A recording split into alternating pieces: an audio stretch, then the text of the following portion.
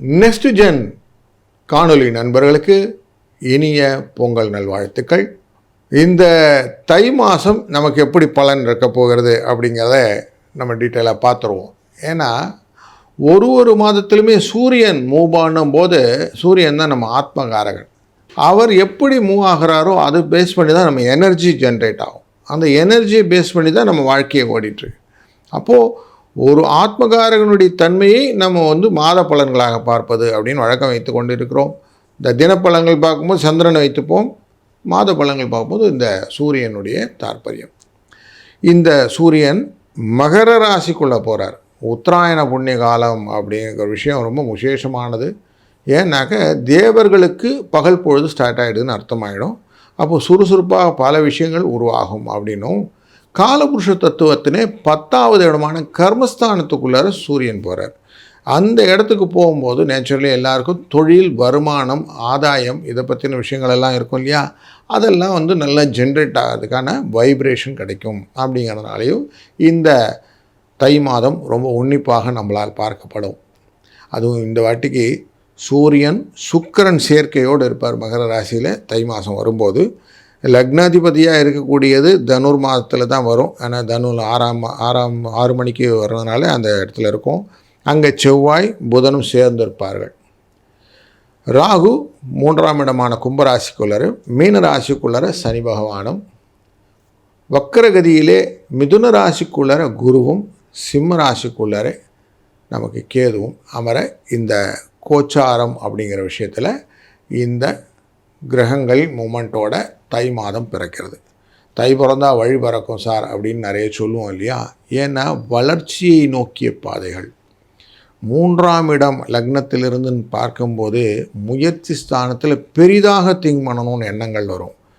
தன லாபத்தை கொடுக்கக்கூடிய ராகு அப்படின்னு எடுத்துக்கலாம். தனகாரகனான குருவினாலும் பார்க்கப்படுகிறார். அப்போது எல்லா விதத்திலும் நல்ல வளங்களை கொடுக்கக்கூடிய ஒரு சூழ்நிலை இருக்கிறது. அதனால தொழிலிலே எதிர்பாராத விருத்திகள் கிடைக்கும் அப்படின்னு எடுத்துக்கணும். அரசியல் வாழ்க்கையில் இருப்பவர்களுக்கு சில குழப்பங்கள் உண்டாகும். தங்கம், வெள்ளி போன்றவைகள் ஏறுமுகத்தை சந்திக்கக்கூடிய சூழ்நிலை. அதுபோல் இயற்கை சூழ்நிலைகளே எதிர்பாராத மழை வளமும் வருவதற்கு வாய்ப்பு இந்த தை மாதத்தில் உண்டு. அப்படிங்கிறத மைண்டில் வச்சுட்டு நாம் ஒரு ராசிக்கும் எப்படி பலன் இருக்குன்னு பார்க்க போகிறோம். வாருங்கள். தனுசு ராசி நண்பர்களே, மனதிலே பலவிதமான போராட்டங்கள். எதையும் ஜெயிச்சிடணுன்னு எண்ணம் வருது. அந்த வின்னிங் போஸ்ட் கிட்ட போகும்போது நமக்கு காலில் தடறிடுது. இப்படி நமக்கு அந்த வேகத்தை அதிகப்படுத்திக்கிட்டே தான் போகுது. அதனால் நம்ம ஜெயிப்போமா அப்படிங்கிறதே சில நேரத்தில் டவுட்டாக பேரண்ட்ஸுக்கு வந்துடுது. ஏன்னா கிரகங்களுடைய ஃபோர்ஸ் எப்படி இருக்குது பாருங்கள். போராட்டமே வாழ்க்கையாக இருக்குது நமக்கு. இது எப்படி மீண்டு வெளியில் வரலாம், இந்த மாதம் எப்படி இருக்க போகுது, நமக்கு எப்படியான மீண்டு விடுவோமா அப்படிங்கிறதான் பார்க்குறோம். குரு வக்கரகதியிலேருந்து பார்க்குறாரு நம்மளை. ராசிக்குள்ளே செவ்வாயும் புதன் இருக்கிறாங்க. இந்த புதன் 10ஆம் இடத்துக்குரியவர். அதனால் நிறைய பிரயாணம் இங்கே அங்கே ஓடுறோம். அலைச்சல் ஜாஸ்தி இருக்குது. இந்த அலைச்சல் எல்லாம் கொடுக்குறார். இந்த திரிகோணஸ்தானம் அப்படின்னு சொல்லுவோம். 9ஆம் இடத்துக்காரரான சூரியன் வேறு 2ஆம் இடத்துல உட்காந்துக்கிறார். தந்தை வழியில் செலவு, மருத்துவ செலவுகள், சிக்கல்கள். சுக்கிரனோடு சேர்ந்து உட்கார்ந்தனால ஒய்ஃபோட பிரச்சனைகள். நம்ம ஏதோ பொண்ணால் ஒரு விஷயத்துக்கு 4 விஷயம் வெளியில் வருது. 2ஆம் இடத்துல இருக்க லக்ஷ்மி கடாட்சமும் இருக்குது. சுக்கிரன் வந்தால் நம்ம கெட்டதும் கிடையாது, நஷ்டங்கள் உண்டுங்கள, லாபங்களும் உண்டு. ஆனாலும் சிக்கல்கள் நிறைய இருக்குது. இந்த சிக்கல் எல்லாம் பிடிச்சிட்டு வெளியில் வர வேண்டியிருக்கு. இந்த மாதம் ஃபுல்லாக இதுதான் இருக்குமா? அப்படி தான் இருக்குது. 3ஆம் இடத்துல ராகு இருக்கிறார்.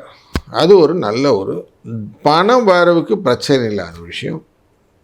பைசா கிடச்சிரும். கொஞ்சம் புத்தி தடுமாற்றங்கள் வருவதற்கான வாய்ப்புகள் உண்டு. செலவுகளை செய்யும்போது செலவு கொஞ்சம் எக்ஸ்ட்ராவாக கையை விட்டு போடும். அதனால் வீடு சம்பந்தப்பட்ட செலவுகள் வரும். வீடு கட்டணும்னு ஆரம்பிக்க போகிறீங்க, பட்ஜெட் அப்படின்னு ஒன்று போடுறீங்க. டெஃபினட்டாக உங்கள் பட்ஜெட்டுக்கு மேலே தான் செலவு இருக்கும். அதை நல்லா இப்போயே மைண்டில் வச்சுக்கிடுங்க.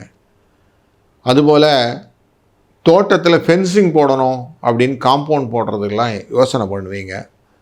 அந்த ஃபென்சிங் ரிலேட்டட் விஷயத்துலலாம் செலவு ஜாஸ்தி இழுக்கும். விவசாயத்தில் போய் களை அறுப்பு எல்லாம் முடியறதுலையும் கொஞ்சம் எக்ஸ்ட்ரா செலவு இருக்கும். இப்படி இந்த செலவுகள் ஜாஸ்தி இருக்கிறதுக்கான வாய்ப்புகள் நிறைய இருக்குது.